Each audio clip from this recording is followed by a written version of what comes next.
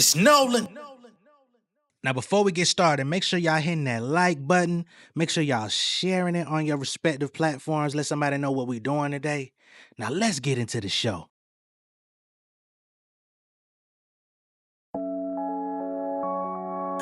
I got the feeling the fear. My city is crabs in the barrel. I learned to get back through the signs of the trials and the errors. Compute on my life with the errors. I step like the Greek when no God is applying the errors. You niggas are not in my era. I was on that like Cronets. Puss and then get pressed like Kotex. I'm a black star, but my squad like most Def. Reign supreme, my face card like Maybelline. My dog used to push white like saving cream. These little niggas from the land of the Maybelline. You like to dance, have fun, try to shake the beam. God is my witness, they know that I'm flawed, but I got not folding on y'all. Set up the stage and I kill it, I'm going to war. Nobody can fuck with these bars. Roam through the land like seas. I'm drawing out a plan like Egypt, sowing my seed. Better y'all grow in season. I be going hard, no reason. Say la vie. One life, I got land to seize. Niggas might think I'm a Pharisee. This is my therapy. I do not care to please. Catch them out of Linux, homie, don't wanna square with me. Whoa. Better teach a man how to squabble. Rap money, but to fly me out of Cabo. Dedicated 1/4 to the game, boy. I got a shit bucket like a nigga hit the lotto. Backstage, pulling plays on the phone, baby girl trying to hit me with a slot like Nevada. Let me introduce you to my new model. Finna push these niggas off me like, push these niggas on me like, push these niggas on me like, What's going on, beautiful people? It's the kid J Nolan here. Welcome back to another episode of Inside the Industry, your number one source for music, entertainment, commentary, and breakdowns. Hope everybody's doing well out there this Thursday evening. Man, it feels like 2024 all over again. Like it's a little bit in hip hop news, and the biggest story is about the so-called big three: Kendrick, Drake, J. Cole. J. Cole is out doing press. He's trying to give people perspective into his situation, where he was sitting in the midst of the battle and the apology and all of this different stuff. And he's talking about his relationships in the industry with Cam, Jay-Z, Rock Nation, the whole shit, right? Well, now we have Stat Quo coming out and making the revelation that Drake had been trying to get Kendrick Lamar on a record for years. And despite reaching out, putting the olive branch out there, Kendrick Lamar continued to pay him fucking dust. Okay? That is what Stat Quo had to say in a new episode of The Third Verse with Justin Hunt, aka the Company Man. They're kind of talking about the J. Cole interview, and Stat Quo, as somebody who is a part of the Aftermath camp, he was formerly signed to Eminem on Shady Records. Never got to put his debut album out in the timely fashion. It ended up dropping, but it was way different than the original Statlanta. He's from my area, or at least my stomping grounds of Atlanta. And when things were in a transitional phase for him, trying to figure out if he was still going to be an artist or try to transition into becoming somebody in the music business, Dre gave him the opportunity to work on Good Kid, Mad City as one of the A&Rs. And I guess he continued to be a part of Kendrick behind the scenes as he evolved. Now, what is his role currently with Kendrick? I don't know. But there is a relationship there, right? He proceeds in this interview, not even interview, but in this podcast episode, to kind of fill in some gaps about the relationships of J. Cole, Kendrick, J. Cole, Drake, and how all of this stuff intertwines into some of the things that we see play out from our public perspective. I will say not everything that Stat Quo has to say do I take as the gospel truth. I think he has a perspective as somebody associated with the situation, but he's not there 100% of the time to know all of the details. But I'm going to go ahead and pull up this video and allow him to say his piece regarding this whole Drake wanted to work with Kendrick for years and Kendrick continued to ignore him and not wanted to work. And it's been well known that he ain't fucking with that, you know?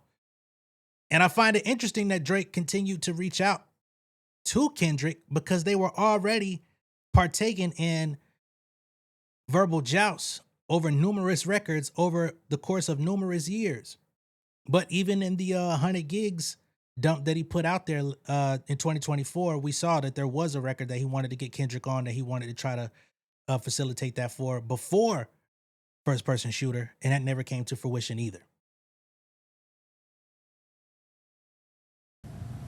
If you guys could follow me for a second.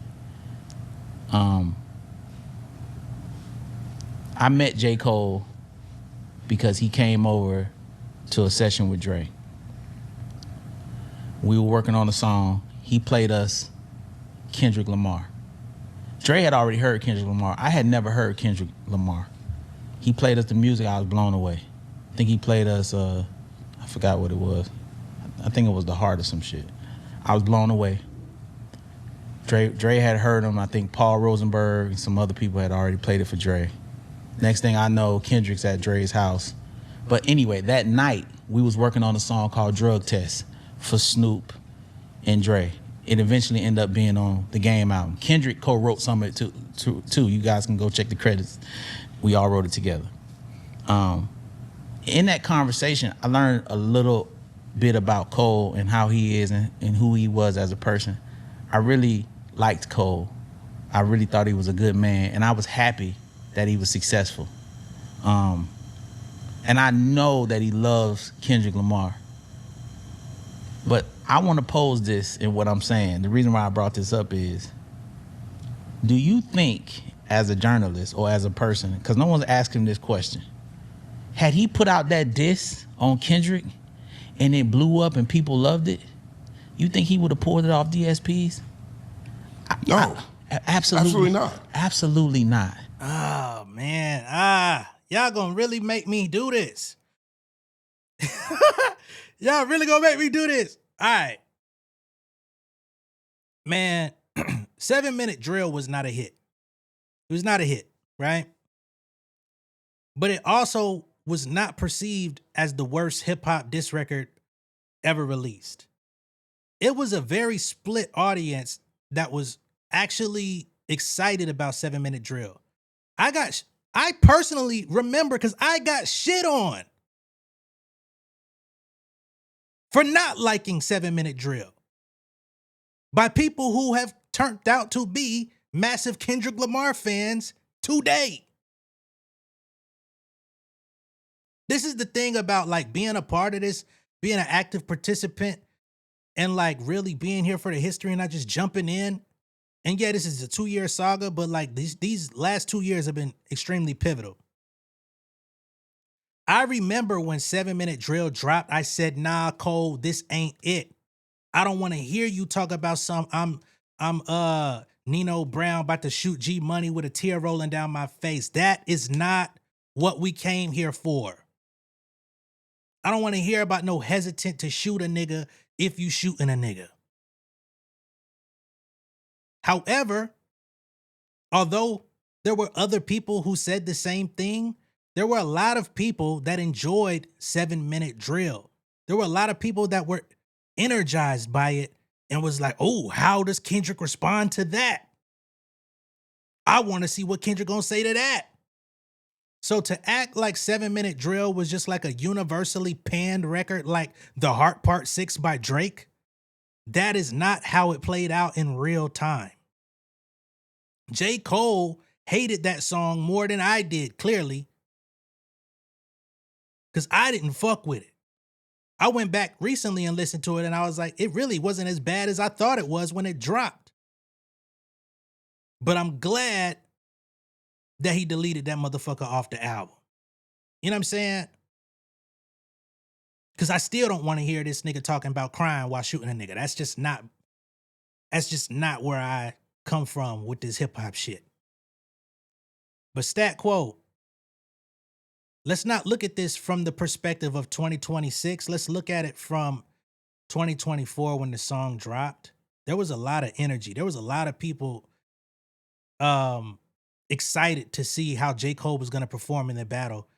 And when I shitted on that song, they told me, J Nolan, it's just a warning shot. You got to let J. Cole warm up. He's not going to blow his whole clip on one song. It's a battle.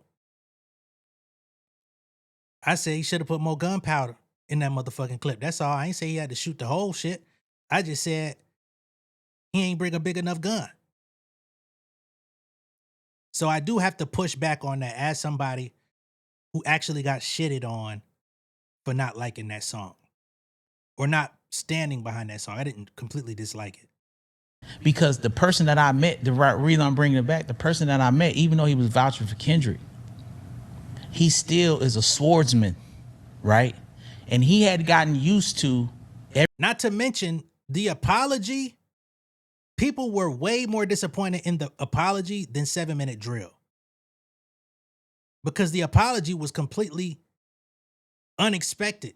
Like, niggas expected J. Cole to get up on Dreamville Fest stage that weekend and perform that song. I don't give a fuck what plan niggas had to perform First Person Shooter. People wanted to see if he was gonna get up there and perform 7 Minute Drill on that Dreamville stage.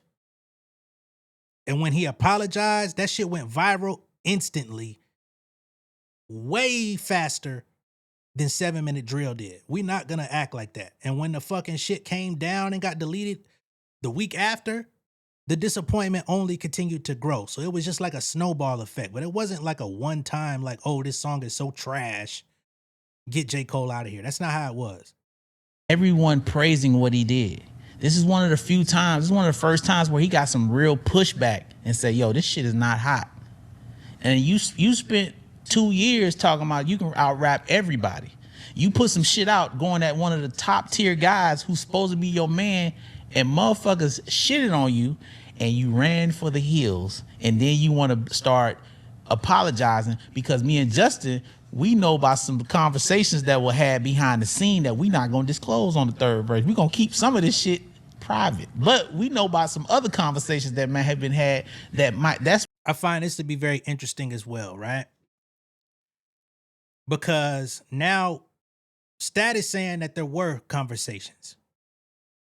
So somebody at some point is going to have to break the code of silence to let us know what was said, right? Because 1 minute it was Schoolboy Q told J. Cole backstage, nigga, hey man, shit finna get real hectic. This shit ain't really about you. Get out the way.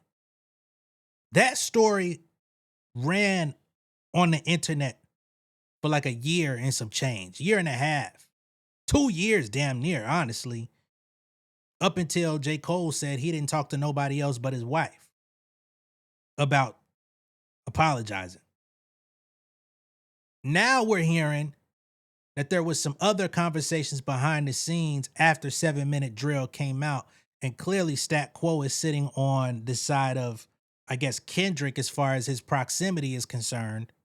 So I'm guessing he's saying, you know, there was some conversations and some things that J. Cole didn't necessarily want to get addressed on record about him. What that could be, I don't know. But if you listen to the internet chatter over the last decade or so, there was rumors that J. Cole had an illegitimate child once upon a time. All of the different women that J. Cole, you know, cheated on his girl with, he talked about it in all of his albums. Maybe there was some shit to that. I don't know, right? I can't even really put my finger on or try to do that. But clearly it was some stuff out there that J. Cole would have rather not get blown up about, according to Stat Quo, if we're to listen to Stat Quo about this, right? J. Cole may come out and do another interview and say this shit cap if it blows up big enough. I don't know. That's what really had your ass talk about you sweating and panicking. Probably some of that information that motherfuckers was telling you, you know, Justin laughing because he fucking know. But anyway, we gonna digress. But I know for a fact, had that shit took off like a rocket, it would have been a totally different situation. And that's no disrespect to you, Cole, because you know I love you. Money Making Matt is my dog. I know that's your brother. You know what I'm saying? You got a tight click, but like success changed things. And I don't think you was ready to handle the ridicule. Because remember when he put that Cash Cobain verse shit out, people eviscerated him. Ugh. Tore him a new one. He couldn't, he don't deal, when you're not used to getting.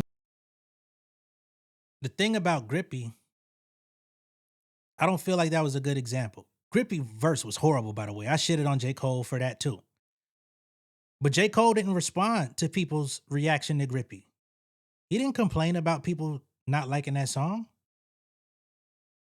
So I feel like we're just like building narratives based on information that's not completely accurate when the story as it is juicy enough. It has been juicy enough to be relevant 2 years later and still be the dominant conversation in hip hop despite 5011 albums, other rap beefs, Jay-Z's coming out of fucking performance retirement or whatever the hell you want to call it. And this is still dominating the conversation. We don't gotta act like Grippy getting shitted on was a fucking substantial hit to J. Cole as a person. He never reacted to people's reception of Grippy. Come on, man. And shitted on, you don't deal with it well. So when y'all dog me in the comments, I love that. I can deal with that because I'm used to being. Now, Cole has shown that he is sensitive to internet narratives. I will agree with Stat on that. I'm not trying to antagonize or go against the nigga. But I also would like this story to be factually in alignment with what happened. Being bullied. I grew up being bullied. I like it. I love the bully. Come bully me. I'm going to bully you back. Cole ain't ready for that. He not ready to get talk shit about that shit be hurting his feelings. He's an emotional man. You can tell by the interviews. Right. So you tell that's by music. And Cole may not be the toughest rap nigga in terms of getting criticism about his music. We saw how much Workout did affect him in real life when people shitted on that and Nas's opinion about that. But what we also know is that Cole is not afraid of a physical altercation. You know what I'm saying?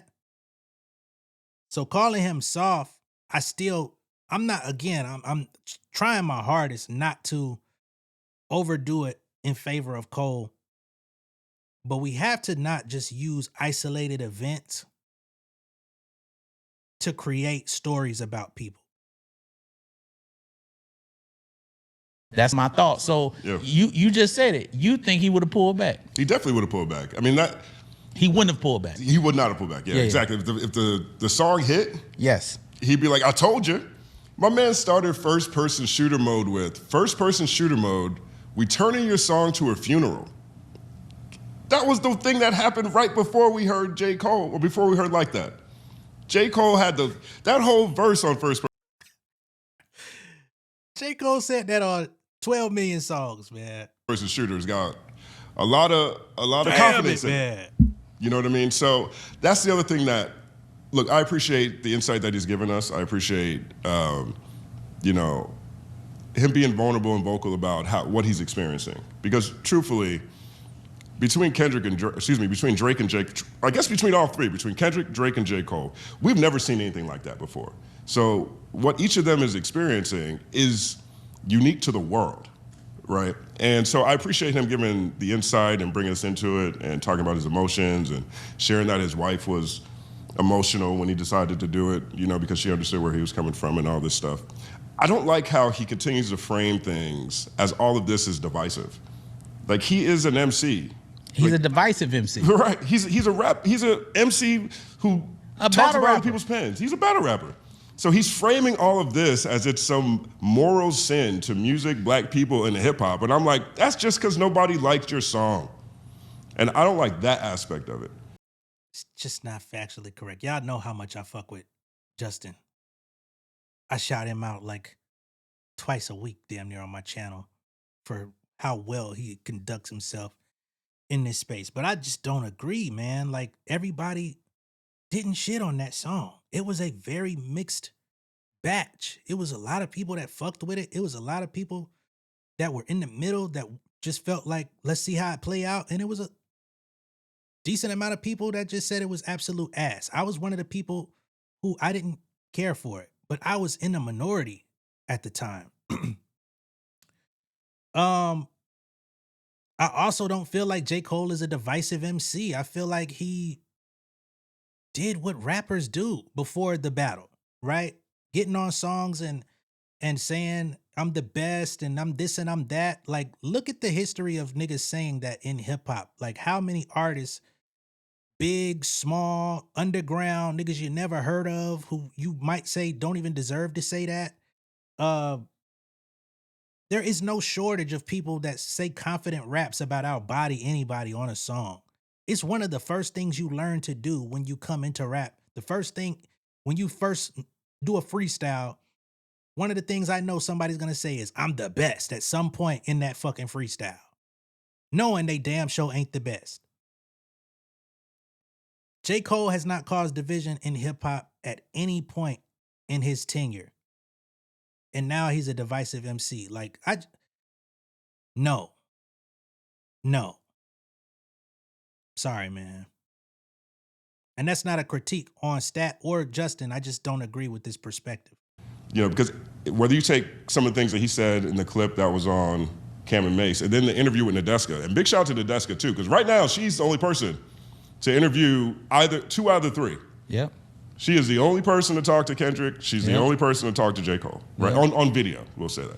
And so the insight that she has off record, the stuff that has been said that wasn't recorded, is fascinating to me. I know that's got to be amazing fodder for a book. But my man sat in that conversation. I would love to know what's being shared behind the scenes about that interview that didn't get aired. What the hell is going on? What the hell is going on? You know, talking about how he hated the way that people just jumped on everybody and turned everything into a negative thing. I'm like, this is a core part of MCing, and you've known that. You've championed that since the beginning, and this didn't work out. And now it's like, oh, well, we need to be thinking about this differently. And I feel like that's convenient and self-serving. I got two what ifs. There's some insight. People might know this. I don't know if it's been reported because I don't watch a lot of other people's content. That song, Kendrick's supposed to be on that song, so I don't know if it was reported like that. It definitely has. Drake had been trying to do a record with Kendrick for a very long time. Drake was championing by Baby Keem, was not allowed to get in the studio with Baby Keem. Why do you think that was the case? Okay, I'm just saying these are facts. And we even heard in the battle where Drake tried to show love to Baby Keem while trying to besmirch Kendrick at the very same time. He even implied that Baby Keem was writing Kendrick's raps, which couldn't be further from the truth. But that does have some credence to it. Here, that song was sent for Kendrick to get on it. Kendrick did not say, I'm not going to get on it till the very last minute. Around DJ's wedding, our colleague had just come down because he was up working on those songs that was about to come out with Cole and Drake, and he was like, yo, we got some shit and it's crazy. But I know that Kendrick was supposed to be on that song, but Kendrick last minute didn't want to do it. But this is the hypothetical. What if the raps on those records did not feel to Kendrick as if he was dissed? He probably wouldn't have said nothing. But if you go back and really listen to them talking. So my thing about that is how am I trying to put this? Because in one breath, Stat made it seem like Kendrick was gonna do the song. So he heard the raps. But then at some point he felt offended. I would love to know what version of that song he heard. You know what I mean? Because the story goes that ending that Drake put on there with the Michael Jackson Beat It and all that stuff wasn't originally there. So was it the Muhammad Ali shit from J. Cole that he sat with and was like, what this nigga mean or what? I would love to know from Kendrick's perspective, and we may never get this, probably not. But I think I've definitely reached a point where I'm tired of niggas speaking for Kendrick Lamar. Some of y'all may be satisfied with it, but I want to hear from him how he feels about this shit so that we can get it out in the open without other people putting their perspective, their life experience, their whatever they come with on how he feels. I want the uncut dope. As a fan, I want the uncut dope. You know, I don't think he thinks this shit is all that important enough to speak about personally. But I wish he would, just to go ahead and shit on everything. I wouldn't give a fuck if he completely shitted on J. Cole and said, man, I don't fuck with that nigga at all. Fuck that nigga. He played his hand. He thought we was gonna do this. He thought me and Drake was gonna do this and we ain't never had no conversation. Fuck that. Fuck you too. You don't want to get down with Death Row? Fuck you too. I would love to hear it from Kendrick. If he went the complete opposite way, I would love to hear it from Kendrick. I'm just at a point where, again, I just want to hear him say what he feels rather than other people. It sounds like they talking about dude. You get what I'm saying? So I think they should have, as creatives, right? Maybe Drake felt offended that Kendrick didn't do his verse. I know how that is. And maybe Cole was. Drake should never feel offended that Kendrick ain't do the verse because y'all niggas been sparring for over a decade. And we ain't never had no conversation about what was said. So no, I ain't just jumping at an opportunity to get on your motherfucking song for your weak ass album, nigga. Be offended where? Be offended how? Be offended by who? Was just being Cole. And with this, maybe Kendrick's like, okay. And that's where the like that shit came from, because he felt like y'all was talking shit about me because I didn't turn this verse in the time, and then Cole was just like, who you talking to? Said something about a flute and all kind of shit, like, yo, what's going on? And so Kendrick was like, let me just tap you here, because I feel like y'all tapped me. And the second hypothetical is, what if Drake never said nothing? What if J. Cole never said nothing? Kendrick would not, that whole run that he had, it would be totally different. Not like that, or would Not Like Us would have not been created. There would have been no A minors at the Super Bowl. There would have been no Pop Out. There wouldn't have been no GNX. I think the Pop Out would have been a totally different happen. project. And Drake would have no all that. If Drake just did if he just did like an interview or a podcast and said, "Oh, hey, why would I diss my son?" I'm just saying, if he spoke like that, you realize this guy came on my tour? You realize he opened up for me? Oh man, don't even give life to no shit like that about this fucking tour, man. Like, looking at the lens of 2012 or whatever year that was when that tour happened, it was a big tour. But looking at it today, the tour wasn't even that lit. As far as like fanfare and all that shit, like, it was dope. I mean, Drake at the time was popping, Kendrick was popping, ASAP was popping. It was popping. But in the lens of what everything is and turned into, it's like it's not even an afterthought. We don't even talk about that tour no more.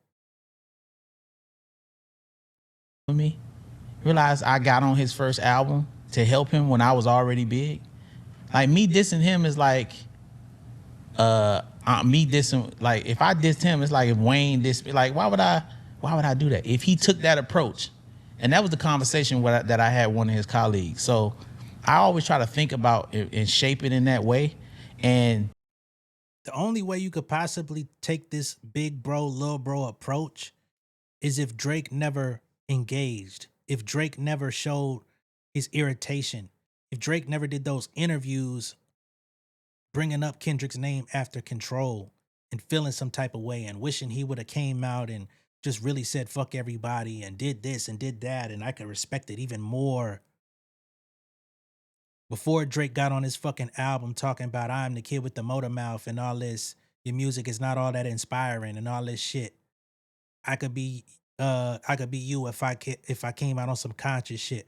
Like, there's too many different layers, too many bars, too many situations that Drake chose to engage in for him to be big bro in anything. He was an active participant. Now, if he stayed silent and didn't acknowledge Kendrick for 10 years, that would be a totally different conversation. I think J. Cole made a mistake. But I totally agree with you, and you agree with me, that if that song would have blew up, he wouldn't have took it off the DSPs, he would have just been like, hey man, it's casualties of war. As I think about this more, it depends whether or not well, never mind. No, dog. No way, bro. When the minute that mind. shit dropped, the think pieces came, and people was like, this is not good. This is not good. Even like people that love J. Cole was like, this shit is Right. And he's, like I said, when you're not accustomed to the criticism, give you an example. I don't know this for a fact. I just know I've been in this industry a long time. Jay-Z is not someone that likes to be criticized by people that he somewhat has a respect for. Hov, I love you, you know this, but I'm just saying, he's not a guy that he hears the shit. I don't think Jay-Z really likes to be discussed by people that he fucks with. You know what I mean? Because you can say something positive about Jay, and depending on what's being said, you still gonna get this whole text. So I just don't think he likes being brought up, period, in things that don't necessarily involve him. Why was I brought up? Why did you bring me up? For a moment? For a viral piece? No. Hears it and he does not like it. These shows that he's doing, I don't think people understand that this is a part of a play, because it was a point where we loved him so much, but now as a business person, he gets torn down, right? So these shows is going to remind everyone why we should love him. You know what I mean? And so this is to get some of the ridicule out of the air. The same way why Cole is going to talk at these podcasts is to get some of the ridicule out of the air, because he truly didn't address it on his project. And if you just let it fester and let people just believe what they believe, he's seeing that it's not going to stop. He has to talk about it. Maybe. But I also feel like J. Cole is addressing this stuff because he just wants to get his side out there. Because honestly, it's not benefiting him to be talking. Him saying his side of the perspective is not changing anyone's view of him. It's actually only making things worse.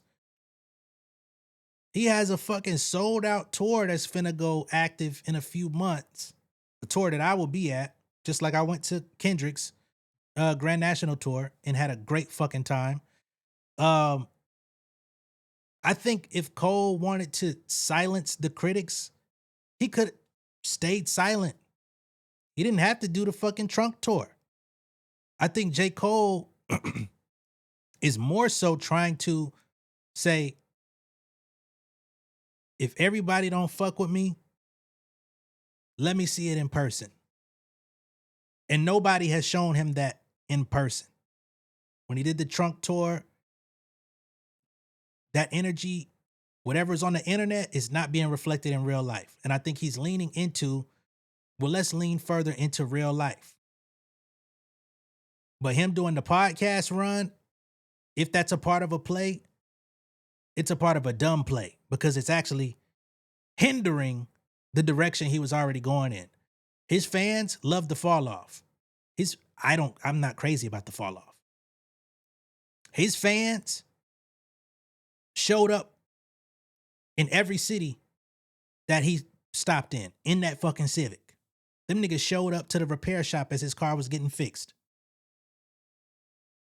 His tour is finna be lit. So he really, if it was about a play, he should have kept his fucking mouth shut and did his talking on that microphone on tour and performed those songs. So I don't know. My perception of this conversation is it's in an interesting place.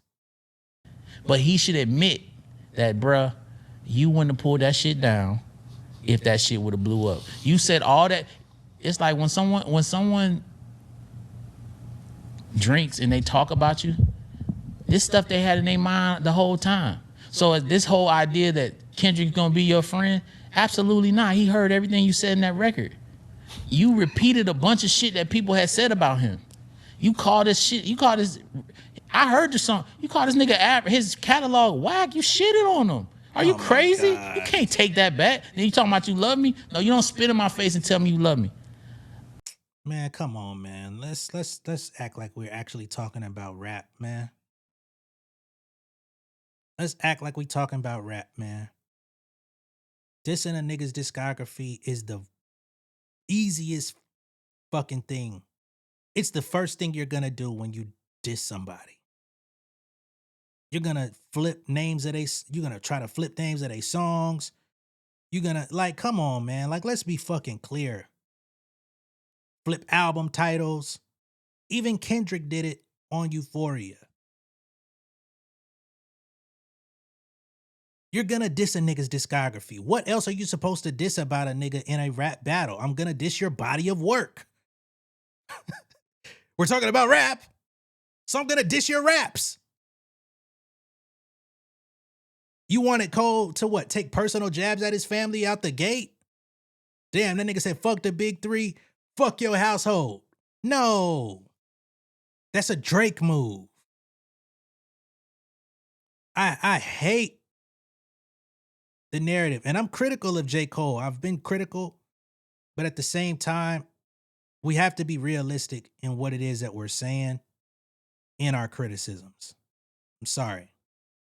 I ain't talked to Kendrick in a minute. I know for a fact he heard that shit. I don't give a fuck what you talking about, champ. I don't care what you can be their friends all you want. And I know Drake ain't your friend. He's like, what? You gonna double back? Nah, hell no. I know, no. Cause y'all, they can sit there, Kendrick can put on the happy face. He gonna do one interview 12 years from now, whenever he do it. I love Cole. You know, that's my dog. No, bruh. One thing I did like about his conversation with... Not crazy about that either, because basically you're saying Kendrick is fake. And I don't like that either. I'm sorry. Stat, I was a fan of Stat when he was a rapper. I don't mind Stat sharing his perspective, but I'm not going to roll with whatever Stat says just because he's a minute piece of, you know, some other projects that happened in Kendrick's earlier years. And I'm not saying he's not around or they don't talk or anything like that, but certain elements of this conversation, I just, unless I'm presented with new information, I'm open to being wrong. That's one thing about me versus other people. I'm open to being wrong. Present me with other information, I'll say, damn, I fucked up. Hey, I misspoke. I have no problem with that. But to say Kendrick gonna do an interview years later and be fake and smile about it and speak in this meek voice and all this type of stuff, I don't like that shit neither. Y'all know. Y'all come to J Nolan, y'all come to Inside the Industry. I'm gonna call it as I see it.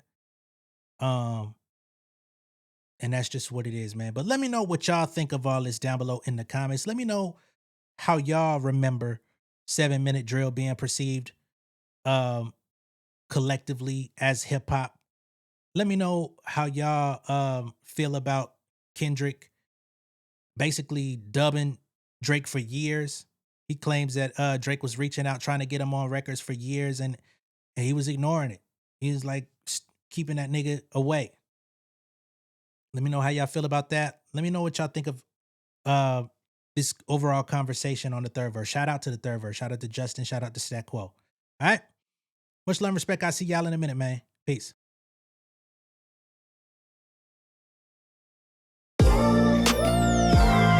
Yeah, family over fame in this bitch, yeah.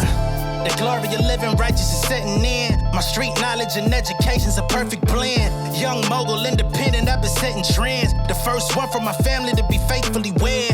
Fuck niggas and the horses that they riding on. I see this shit from all angles like a polygon. I'm never politicking, the drama be piling on. Father and greats unacknowledged like I'm Bobby Bonds. Conversation with my lady about the paper route. 5 sit bank accounts, every day I make it count. They down talking my commentary for hating now. Well, I can take it cause I'm bodying your favorite now, please. I could do this shit in my sleep. I been writing for these niggas, y'all read it and weep. I been fighting these niggas if you speak on the street. I'll turn your birthday party into New Year's Eve. Don't let me take it there. We ain't playing fair. This the ATL, Southside nigga moving furniture like Wayfair. Life on hold, no insurance for your health care. Lifeline gone, so you wanna be a millionaire? Well, let me tell you about this world I built. The women I dodged, the niggas that I ran for filth. The sympathy calls, consulting for the stacks I built. I had to